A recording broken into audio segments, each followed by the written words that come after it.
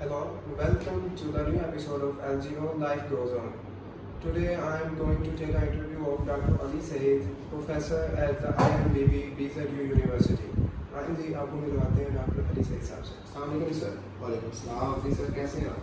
अल्लाह का शुक्र है, आप सुनाइए। अल्हम्दुलिल्लाह सर, ठीक ठाक। अच्छा सर, हमें ये बताएं कि आपने अपनी स्कूल लाइफ कैसे गुजारी। मीन्स के स्टूडेंट्स ये जानना चाहते हैं कि आपने अपनी स्कूल लाइफ में कैसे लोगों के साथ बिहेव करते थे, कैसे टीचर्स के साथ आपका बिहेवियर था, उनके साथ कैसे डील करते थे। स्कूल लाइफ टीचर्स की भी बिल्कुल नॉर्मल स्टूडेंट की तरह होती है, जैसे आप हैं। हमारी स्टूडेंट लाइफ भी बिल्कुल वैसे ही थी। और जाहिर सी बात है, टीचर का अदब जो है ना, वालिदैन ने कूट कूट के बना टीचर्स जो भी कहते थे कि उसको फॉलो करते थे। Faisal public high school 213 Madina town Faisalabad से मैंने मैट्रिक किया। बहुत अच्छा स्कूल है और उस वक्त one of the best schools में था फैसलाबाद में। एक्चुअली वो स्कूल मुझे अभी भी याद आता है। उसमें मतलब चंद स्कूलों में से था जिसमें 4 प्ले ग्राउंड थे बड़े। आपको पता है कि मैं स्पोर्ट्स लवर हूँ, वहीं से शायद वो आदत पड़ी। हॉकी का ग्राउंड था, फुटबॉल का ग्राउंड था, फ्रिस्बी और अदर स्पोर्ट्स के छोटे छोटे ग्राउंड्स थे। तो बड़ा मतलब अच्छा स्कूल था। स्कूल में यानी कि एक्स्ट्रा करिकुलर एक्टिविटीज़ भी थी स्टडीज़ के साथ। टीचर्स एक बहुत मुझे याद आता है, बज़्म अदब करवाते थे। बज़्म अदब में बच्चों को बहुत ज़्यादा मौका मिलता था अपने आप को एक्सप्रेस करने का। आई थिंक स्कूल इज़ मतलब बेसिक स्कूल जो है ना, वो शायद यूनिवर्सिटी से भी बड़ा इम्पोर्टेंट है। इसमें आपके जो टीचर्स हैं, जो वहाँ का इन्वायरमेंट है, वो आपकी ग्रूमिंग में बहुत रोल प्ले करता है, जो वो आप मेरा ख्याल आपको सारी ज़िंदगी फ़ायदा देगा। लाइक आपने कौन सा कॉलेज ऐसा ज्वाइन किया है यूनिवर्सिटी, और फिर उसके बाद आप लोगों ने आपने अपनी एजुकेशन को कैसे आगे कंटिन्यू किया? 1999 में मेरा मैट्रिक ख़त्म हुआ। उसके बाद उस वक्त फैसलाबाद में 2 ही कॉलेज गवर्नमेंट, उस वक्त गवर्नमेंट कॉलेजेस का ज़्यादा ट्रेंड था, प्राइवेट स्कूल कॉलेजेस का इतना ट्रेंड नहीं था। तो 2 ही कॉलेजेस थे। एक था GC कॉलेज, जो कि गवर्नमेंट कॉलेज धोबीघाट, जो आज तक GC university government college university बन गया, और दूसरा गवर्नमेंट साइंस कॉलेज। तो गवर्नमेंट कॉलेज धोबीघाट जो था, इसमें ज़रा बच्चे ज़्यादा पॉलिटिकली बड़ा एक्टिव हो जाते थे और लड़ाई झगड़ों की थोड़ी सी वो थी। वालिदैन डरते थे वहाँ बच्चों को भेजने से। तो मुझे साइंस कॉलेज से मैंने FSC की 2001 में, और प्री मेडिकल में। तो आपको जैसे पता, प्री मेडिकल गवर्नमेंट के कॉलेज में जितना पढ़ाई होती है, तो यहाँ ज़्यादातर गवर्नमेंट के कॉलेज में काम मेरे ख्याल इस वक्त ट्यूशन्स का दौर था, नया शुरू हुआ था। तो वहीं से FSC की, और उसके बाद फिर 2001 में मेरा DBM में एडमिशन हो गया।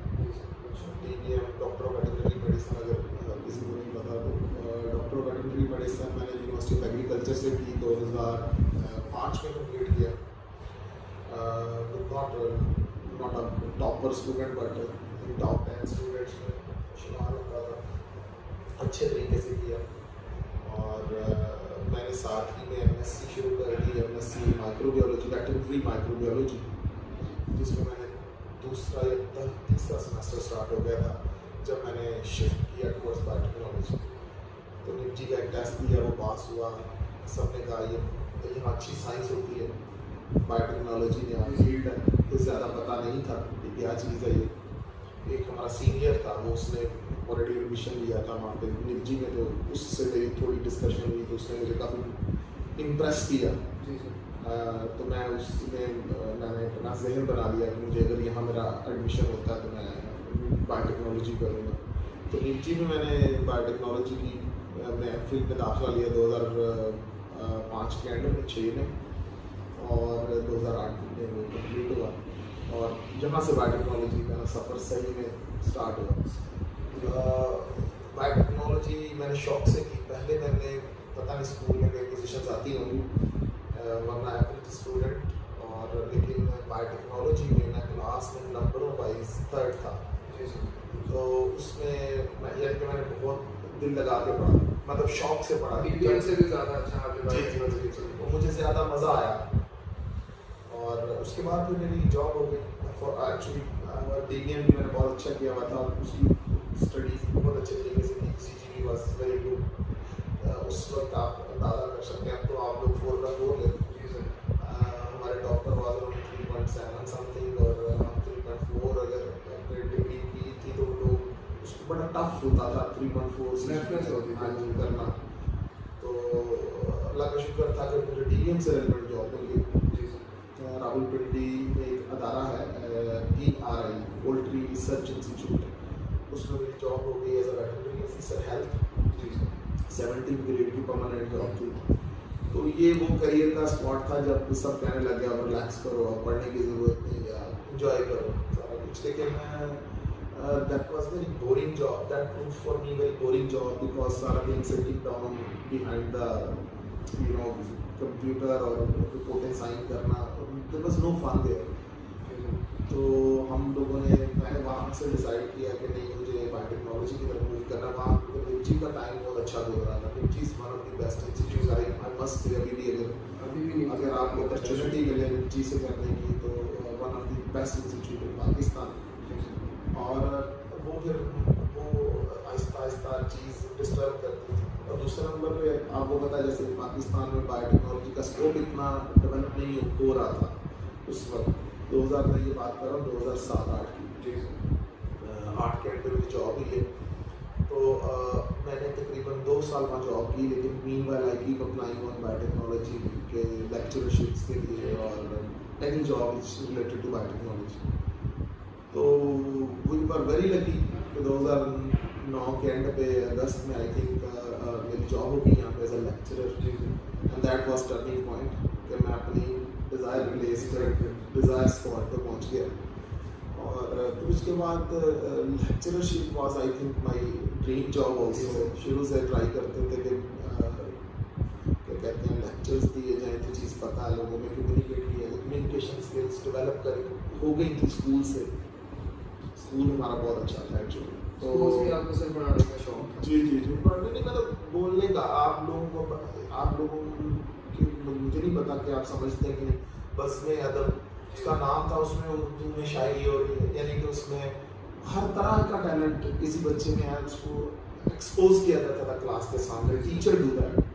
तो हम कुछ ना कुछ करते थे, हम कोई ना कोई चीज़, कोई ना कोई एक्टिविटी करते थे। कोई यूनिवर्सिटी में भी I remain the part of such a society in which we do the different type of dramas, skits और इस तरह के competitions में हिस्सा लेना, वो चीज़ें हमें कॉन्फिडेंस लेके आती हैं, और अल्टीमेटली आपकी आने वाली जो प्रोफेशनल लाइफ है उसमें आपको बहुत बोलने में एबिलिटी प्रोड्यूस करती है।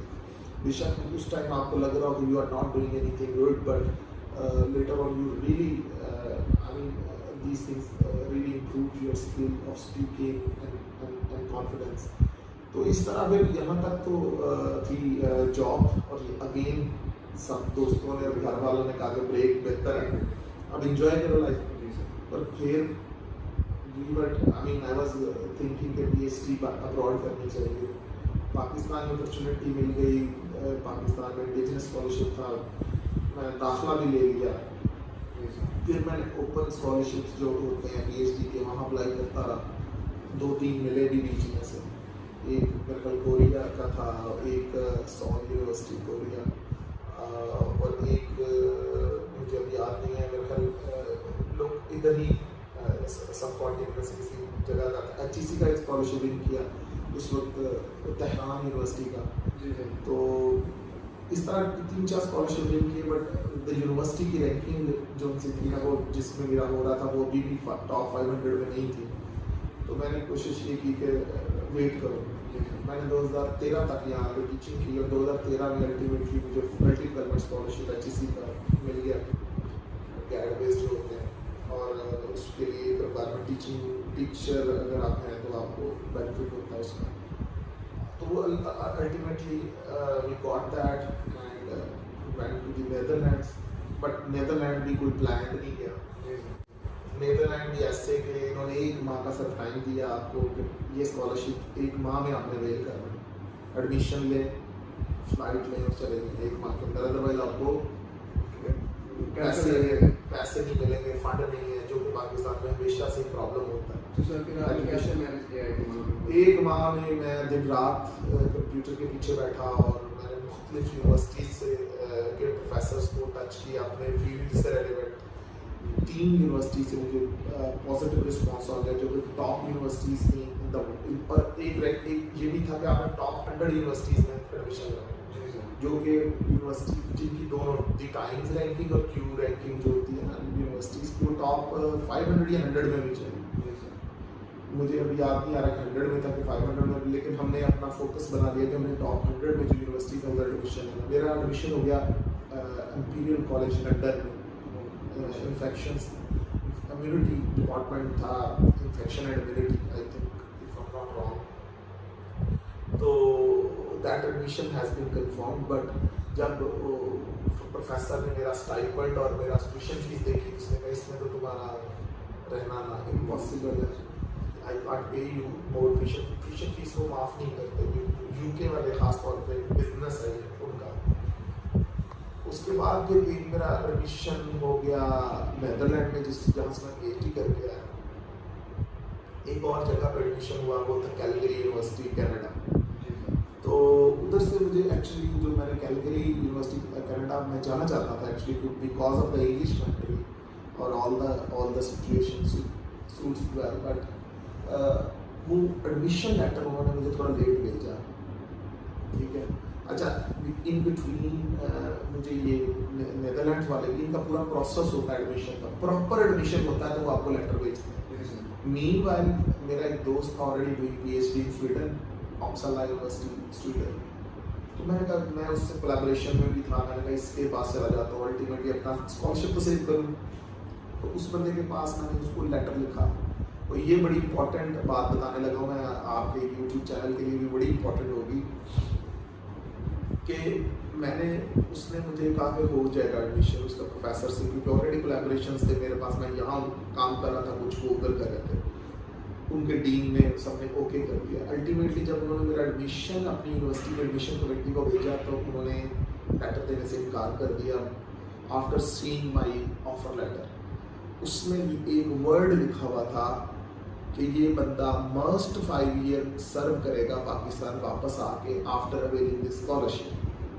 तो मैंने उनसे कहा ये तो मुझे ना करना चाहिए, आपका तो नहीं बनता। तो दे सेड, उनका जो एडमिशन कमेटी की ईमेल है, मुझे याद है अभी भी, उन्होंने वर्ड लिखे कि ये ह्यूमन राइट्स के अगेंस्ट है, ये वैसा ही है जैसे आप किसी को गुलाम बना लेते हैं और फिर कंटिन्यूस उसकी लाइफ, जैसे पाकिस्तान में हारी सिस्टम और ये जो चलता है कि आप उनको पैसे दे के थोड़े से और उनकी सारी ज़िंदगी आप कैप्चर करके रखते हैं। उनके ये अकॉर्डिंग टू आवर रूल्स और लॉज के मुताबिक ये बहुत ज़्यादा ह्यूमन राइट्स के अगेंस्ट है। तो एक्चुअली मैंने ये बाद में फील भी किया, ये मेरी उनकी वो बात उस वक्त समझ में नहीं आई, जो कि मुझे बाद में समझ में आई कि 5 साल जो ये बाउंड करते हैं और ज़बरदस्ती बाउंड करते हैं, बल्कि ज़बरदस्ती नहीं फोर्सफुली बाउंड करते हैं आपको, जिससे आप अपनी कंट्री की थोड़ी सी आपके दिल में भी वो फील आता है कि ये हमारे साथ ऐसा पढ़े लिखे लोगों के साथ नहीं करना चाहिए ना। फॉर एग्जाम्पल उसकी एक एग्जाम्पल चाइना है, चाइना में सिमिलर स्कॉलरशिप दिया जाता है और उनको सिमिलरली कहा जाता है कि 5 साल अपनी सर्विस बैक दें अपने कंट्री को, और सब लोग देते हैं, उनको फोर्स नहीं किया जाता कि immediately after finishing up of your PhD वो ज़िंदगी में अपने 5-7 साल अपने कंट्री को मस्त देते हैं। इसी तरीके से मैंने वहाँ नीदरलैंड में देखा कि नीदरलैंड में तकरीबन 100% लोग जो ग्रेजुएशन है वो गवर्नमेंट के खर्चे पर करते हैं, गवर्नमेंट उनको फंड करती है, जिनको आप जो पाकिस्तान के अल्फाज में अगर मैं आपको समझाऊँ तो कर्ज़े हसना देती है गवर्नमेंट। और गवर्नमेंट के रिकवरी रेट, मतलब ऑन द रफ एस्टिमेट, में टैक्स ऑफिस के बंदे से बातचीत हो रही थी, वो कह रहे थे तकरीबन अबाउट 95% कलेक्शन है हमारी रिकवरी ऑफ ऑल स्टूडेंट जो ग्रेजुएशन हमसे उधार पैसे लेके खुद पढ़ते हैं, जब इस काबिल हो जाते हैं कि वो अर्न करें तो वो उस पर सूद नहीं लगता उनको, यानी कि इंटरेस्ट रेट नहीं होता, तो वो उसमें से काफ़ी पैसे रिटर्न करते हैं, मोस्टली रिटर्न कर देते हैं। और जो नहीं कर पाते किसी माजूरी की वजह से या किसी डिसेबिलिटी की वजह से या कुछ और प्रॉब्लम की वजह से नहीं कर पाते। लेकिन ये दो चीज़ें मैंने ऑब्जर्व की जो मेरा ख्याल है कि पाकिस्तान अगर ऐसा करे तो लोग बड़ी खुशी से अपने मुल्क को कौन ही सर्व करना चाहते हैं। लेकिन इन मतलब फॉर एग्जांपल मेरी लास्ट ऑफ द पीएचडी मेरी 2 जुलाई में पीएचडी थी और मेरी छुट्टी फरवरी तक थी। तो यहाँ से लेटर पे लेटर आ रहा था कि आप फ़ौरन वापस आए वरना आपको ये कर देंगे, आपको फलां कर देंगे, पासपोर्ट कैंसिल कर देंगे आपका आप अब्सकॉन्डर जिसको आप इश्तिहारी कहते हैं अपनी लैंग्वेज में, और हमारा अखबार में नाम दे दिया गया उस वक्त। और उसके अलावा फिर आपके ख़िलाफ़ लीगल कार्रवाई जिसमें आपसे रिकवरी आपके एसेट्स को फ्रीज करवाना और ये ऐसी चीज़ें। अब आप बताएं कि फरवरी में आपको लेटर इशू हो रहे हैं, जुलाई में आपका डिफेंस है, आप मेरी जगह हो तो क्या करें? आप पहले डिफेंस देंगे, डिग्री तो सेव करेंगे ना, ये तो सेव करेंगे। इस तरह के बहुत सारे जनरल इश्यूज को यूनिवर्सिटीज़ और मतलब मैं अब यूट्यूब पे जाना है ऐसी बात नहीं करना चाहता कि मैं किसी के बारे में नेगेटिव बात करूँ, लेकिन these things must be not so hard. इसी वजह से पाकिस्तान में एब्सकॉन्डर की लिस्ट सबसे ज़्यादा है, जो लोग नहीं आते। यहाँ हर बंदा चोर है, हर दूसरे को चोर समझता है, लेकिन जब आपकी ट्रेनिंग 7-8 साल बाहर हो जाती है, आप लोग सर्व बैक करना पसंद करते हैं, आप लव करते हैं कि अपनी कंट्री को आप सर्व करें, आपको जो आता है आपका दिल करता है। अपने मुल्क से प्यारी जगह कौन सी होगी जहाँ ना ज़बान का मसला, ना खाने का, ना किसी चीज़ का प्रॉब्लम। हाँ, तो लेकिन अल्टीमेटली नेदरलैंड इसलिए गया मैं कि वहाँ सबसे पहले एक तो एडमिशन लेटर मिल गया, दूसरे नंबर पे इंग्लिश की वो कोई लिमिट नहीं थी, यानी कि आइट्स मेरा चला, जो मेरा आइट्स का स्कोर था। एक्चुअली ये भी मैं बता दूँ, आइट्स कंपलसरी नहीं होता यूरोपियन कंट्रीज़ में। इंटरव्यू लेते हैं वो आपका, और इंटरव्यू बड़ा मैटर करता है। अगर आप इंटरव्यू पास करते हैं तो वो आपको एडमिशन देते हैं, बोलने में कम्युनिकेशन स्किल आपकी देखते हैं। तो अगर आप लोग जो कहीं ऐसी कंट्री जो फर्स्ट लैंग्वेज इंग्लिश नहीं अप्लाई कर रहे हैं, तो ये याद रखें कि आप उनसे वो अगर आपसे आइट्स का टॉफल मांगते हैं तो आप उनसे कहें कि मैं इसका इंटरव्यू दे देता हूँ, तो they will agree on that. ठीक है, तो ये बड़ा एक बहुत अच्छा एक। लेकिन सर अब तो ये ट्रेंड बना हुआ है जो जिसने भी यूरोपियन कंट्रीज में जाना है वो आइट्स लाजमी करे। मीन्स कि पाकिस्तान में तो काफ़ी इंस्टीट्यूट भी है ना आइट्स के, वो कोई भी भेजना चाहता है आपको कैरियर कोर्स। एमफिल के लिए वो ज़रूरी करते हैं, पीएचडी के लिए नहीं करते हैं। एमफिल के लिए इसलिए ज़रूरी आइट्स और टॉफल देते हैं कि प्रॉब्लम ये होती है कि बच्चों की कम्युनिकेशन स्किल बहुत पुअर होती है, they can't even speak a word. तो इस वजह से वो ना एमएससी के लिए ज़रूरी है, पीएचडी में वो एक्चुअली एमएससी में भी इतना ज़रूरी नहीं है। नेदरलैंड की मैं रेलेवेंट बात करूँ क्योंकि मेरा प्रोफेसर था, उसके साथ एक और प्रोफेसर बैठता था, वो इंटरनेशनल रिलेशन को डील करता था, और वो कहता था मैं 2 चीज़ों पे बच्चों को स्कॉलरशिप्स अवार्ड करता हूँ, एक उनका मोटिवेशन लेटर और दूसरा उनका स्काइप इंटरव्यू। बाकी चीज़ें सब सेकेंडरी, और एकेडमिक स्कोर ये बहुत मैटर करता है। ये 3 चीज़ें जो है ना, आपको अगर आपने एमफिल का स्कॉलरशिप विन करना है तो according to that professor are most important. तो अगर आप पीएचडी के लिए जा रहे हैं तो पीएचडी के लिए तो आप अगर आपके पास अपनी फंडिंग है तो वो आपको स्कॉलरशिप देना पसंद करते हैं। अपने पैसे वो ज़्यादातर पहले यूरोपियन कंट्रीज़ में, वैसे डेवलपिंग कंट्रीज़ के भी स्कॉलरशिप्स होते हैं उसमें वो कंसिडर करते हैं। लेकिन जाहिर सी बात है अगर आपने मरी क्यूरी विन करना है फॉर एग्जाम्पल, तो आप उनकी पहली रिक्वायरमेंट है कि आपका मास्टर्स जो है ना वो यूरोपियन कंट्रीज में। तो फिर दिस इज़ वेरी इंपॉर्टेंट कि अगर आप वहाँ का स्कॉलरशिप पीएचडी का विन करना चाहते हैं तो मास्टर्स भी आपका वहीं का हो। तो ये मेरी एजुकेशन है। सर आपने मीन्स के वहाँ पे नेदरलैंड में वर्किंग की पीएचडी की, आप क्या कहना चाहते हैं कि एमफिल के लिए स्टूडेंट्स को जाना चाहिए अब्रॉड, या फिर एमफिल यहाँ से करके पाकिस्तान से करके पीएचडी के लिए जाना चाहिए? ये बहुत ही इंपॉर्टेंट क्वेश्चन है, मेरे से काफ़ी स्टूडेंट पूछते हैं। ये अच्छा हो गया कि आप ये क्वेश्चन पूछा है, ताकि बच्चों तक पहुँच जाए, बच्चों की बहुत गाइडेंस होगी। बेहतर है कि आप एमफिल करके जाएँ, एमफिल उधर से करें, अब्रॉड से करें, अब्रॉड करें। आप पीएचडी के स्कॉलरशिप के लिए ना जाएँ। फर्स्ट ऑफ ऑल एक तो वहाँ का जो मास्टर्स होता है उसमें साल का कोर्स वर्क और साल की रिसर्च है। मैं ज़्यादातर क्योंकि जहाँ मैं पढ़ा हूँ नेदरलैंड की बात कर रहा हूँ, वहाँ 1 साल का जो रिसर्च वर्क होता है उसमें से 6 माह की इंटर्नशिप एक लैब में और 6 माह की अपनी किसी दूसरी लैब में करें। ये भी हो सकता है कि फॉर एग्जाम्पल आप नेदरलैंड में आप ऑक्सफोर्ड यूके चले जाएँ 6 माह।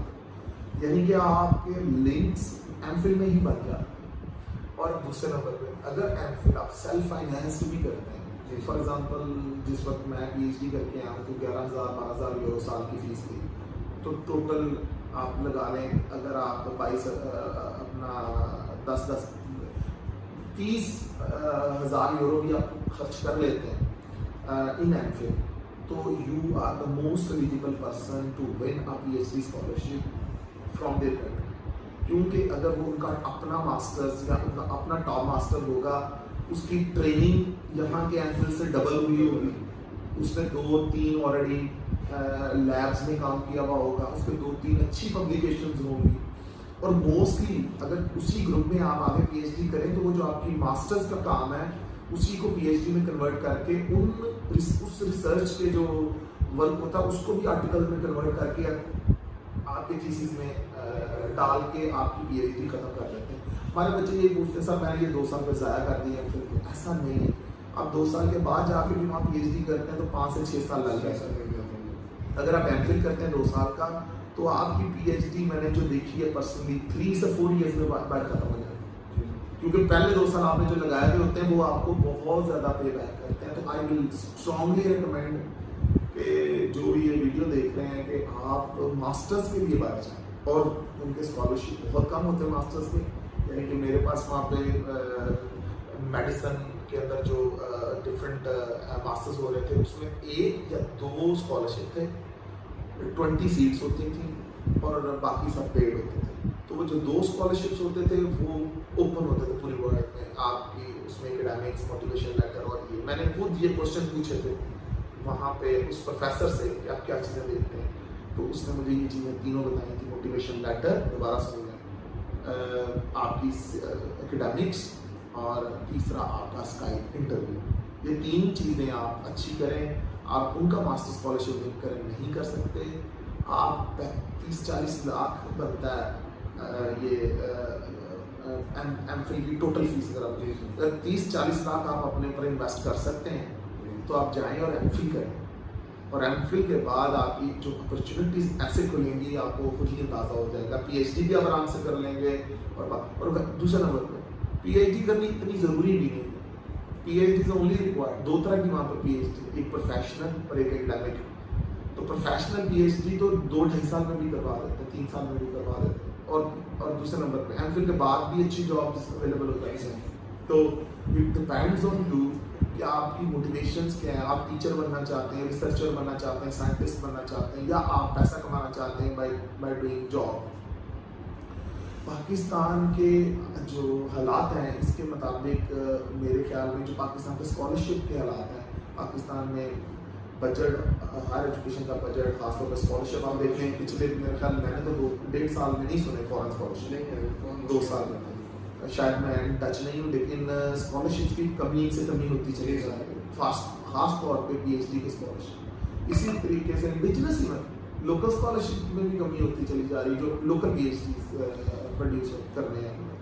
तो ये चीज़ें आप देखें, अगर तो आप लोग ये चाहते हैं कि आपने पढ़ना है और साइंस में आगे बढ़ना है, तो मैं तो रिकमेंड करूँगा मास्टर्स का स्कॉलरशिप जो है उसके लिए।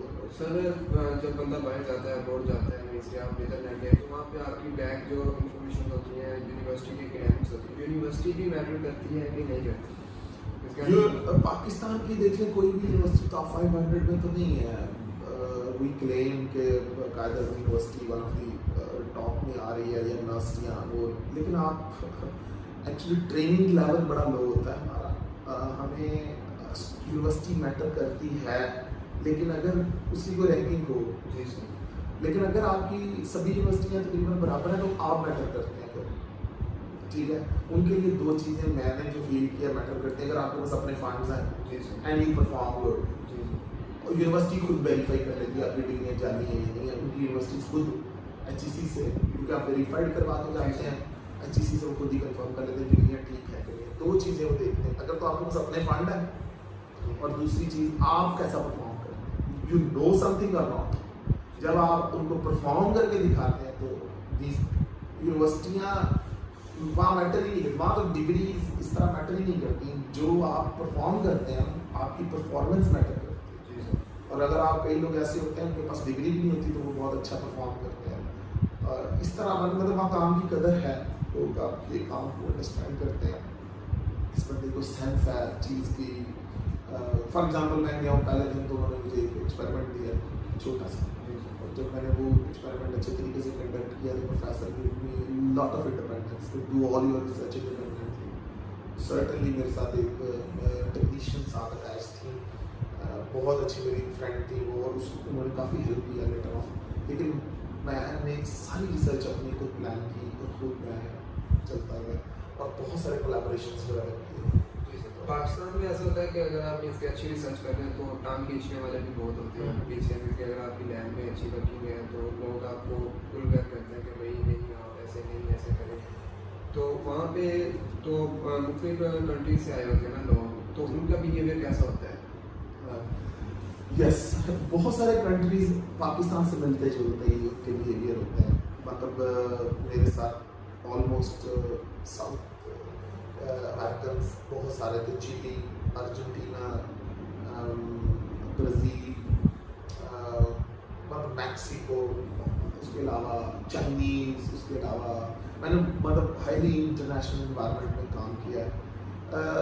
आई mean I do not want to mention because YouTube में, लेकिन ज़्यादातर जो भी डेवलपिंग कंट्री से आते हैं ना लोग, उनका बिहेवियर हमारे लोगों जैसा ही होता है, थोड़ा yes rule is very strong word. जब भी आप कोई चीज़ ऐसे अपलोड करते हैं किसी के बारे में तो मेरे ख्याल में हमें ऐसा नहीं कहना चाहिए। लोग अच्छे भी होते हैं, बीच में बुरे भी होते हैं, लेकिन हमारी जैसे हमारी आदतें हैं ना, जैसे हम लोग हैं, कुछ अच्छे भी होते हैं, बीच में बुरे भी होते हैं, तो दोनों कैटेगरीज मिलती हैं। और डेवलप कंट्रीज में जाके दोनों की बहुत ग्रोमिंग होती है, सब मतलब सभी की बड़ी ग्रोमिंग होती है। अगर वो वहाँ पे आते हैं, हमारा अगर आप देखें तो कल्चर मोर और लेस मैक्सिको बड़ा सिमिलर है, ठीक है, बहुत ज़्यादा उधर क्या कहते हैं ड्रग डीलर्स का प्रॉब्लम है और इस तरह के यानी उनके पोलिटिकल इश्यूज हैं, वो उसी तरह के सिनेरियो से आते हैं। कोलंबिया बड़ा वहाँ देख लें, जो भी आपको मतलब मैं पोलिटिकल बातें क्या बोलूँ, वो सारी चीज़ें जो है ना उनकी हम जैसी हैं, तकरीबन हमारे पॉलिटिकल सिनेरियो से जैसे हैं वैसे ही हैं, बल्कि हम back of the mind lot of baggage लेके घूमते हैं टेररिज्म का, कि हम मुस्लिम हैं शायद हमें टेररिज्म के साथ अटैक किया जाएगा, बट ऐसा नहीं है। हम ये सोचते हैं पाकिस्तान से लोग पता नहीं हमें क्या, हम जैसे ही हैं बहुत सारे कंट्री, चंद कंट्रीज के अलावा बाकी लोगों के हालात हमसे भी बुरे हैं कईयों। तो थोड़ा सा कॉन्फिडेंस से आपने रहना चाहिए। जैसे आपको पता है पूरे यूरोप में अभी इस्लामोफोबिया की बहुत एक लहर रही है, जिसकी बहुत ज़्यादा प्रॉब्लम्स जिसकी वजह से आते हैं, बट मैं आपको सच बता रहा हूँ, देखें majority of the people they are not like that. Majority 99% क्या है, द 1% पीपल वो तो पाकिस्तान में भी अदर नेशनलिटीज को वो हेट करेंगे या वो अदर रिलीजन्स की रिस्पेक्ट नहीं करेंगे। वहाँ पे एक दूसरे की रिस्पेक्ट बहुत है, फिर लॉ बहुत स्ट्रॉन्ग है। अगर कोई आपको डिस्क्रिमिनेट करता है, मतलब नेदरलैंड में मिनिस्ट्री ऑफ आई थिंक एक पूरा विंग था जो डिस्क्रिमिनेशन को सिर्फ डील करता है, और वो उन लोगों को जो इस तरह को आपके साथ हेट स्पीच करेंगे, आपको कुछ कहें आपको, आप उनके खिलाफ एक्शन ले सकते हैं। किसी के रंग को कुछ नहीं कह सकते, नेशनलिटी या किसी के बिलीफ की तो बड़ी दूर की बात है, रंग को या किसी की नस्ल को या किसी जिसे रेसिज्म कहते हैं आप इंग्लिश में, आप उस पर पॉइंट आउट नहीं कर सकते। तो और आपकी ऐसे एनवायरनमेंट में कैसे ग्रोइंग नहीं हो, आप किसी को अपने से छोटा नहीं समझते, बड़ा भी नहीं समझते। ये तो चीज़ें एक्सपीरियंस करने वाली हैं, ये बताने वाली नहीं है। तो बहरहाल ये जो प्रॉब्लम आप जो मैं यहाँ से गया था ना, जो मेरे जैसे जो मैं सोचता हूँ कि आपके ज़हन में क्वेश्चंस हैं, वहाँ से एक भी चीज़ वैसे नहीं है जो हम सोचते हैं। हमारे ज़हन में बहुत सारे ख्यालात होते हैं कि ऐसा होगा, वहाँ मेरे मज़हब को या मेरे ईमान को ख़तरा होगा। मेरे ख्याल में ईमान ज़्यादा ताज़ा हो जाता है वहाँ रह के, कोई मुश्किल नहीं है रहना, कोई प्रॉब्लम नहीं है। मैं जैसे गया था वैसे आया हूँ अल्हम्दुलिल्लाह। जितना का नमाजी पहले था उतना भी आपको, जितना मुसलमान पहले था उतना भी आपको। और किसी ने कभी मुझे फोर्स नहीं किया, किसी ने कभी मुझसे they actually curious also about our culture. वो पूछते हैं, कुछ कई दोस्त जो बन जाते हैं आपके, या जो आपके प्रोफेसर कई दफ़ा आपके साथ फ्रैंक हो जाते हैं, तो वो आपसे पूछते ज़रूर हैं कि क्या हालात है, specially they worried about the women rights, कि औरतों के साथ कैसा सलूक होता है। मेरे बीवी बच्चों के साथ, वो मेरी बीवी बच्चे जब मुझे मिलने आते थे वहाँ, कभी वो भी मिलते थे, तो वो हैरान हो जाते थे कि क्या ये पाकिस्तान में भी ऐसे ही रहते हैं।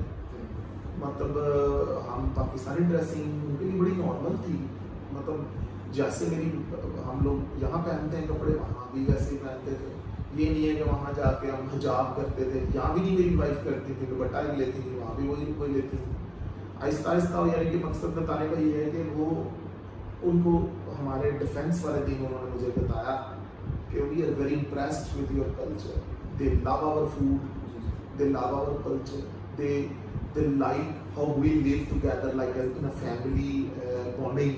ये उनको बड़ा, वो क्या कहते हैं, उनके लिए बड़ा एक, हाँ, उनको बड़ी ज़बरदस्त लगती है। They want to implement in their society. उनके बच्चे वो एक दूसरे से साथ इतना अटैच नहीं है, तो वो ये चीज़ें, मतलब वो हम सिर्फ सीखते हैं, हमें प्यार करते हैं इन चीज़ों को हमारी, और हम अपने आप को डिग्रेड करते हैं। हमारी बहुत सी बुरी आदतें हैं, अगर वो ना हो, जिसमें कुछ मैं मेंशन नहीं करना चाहता, अगर वो चंद आदतें हम पाकिस्तान में हटा दें, तो मेरा ख्याल में हम किसी से पीछे नहीं हैं।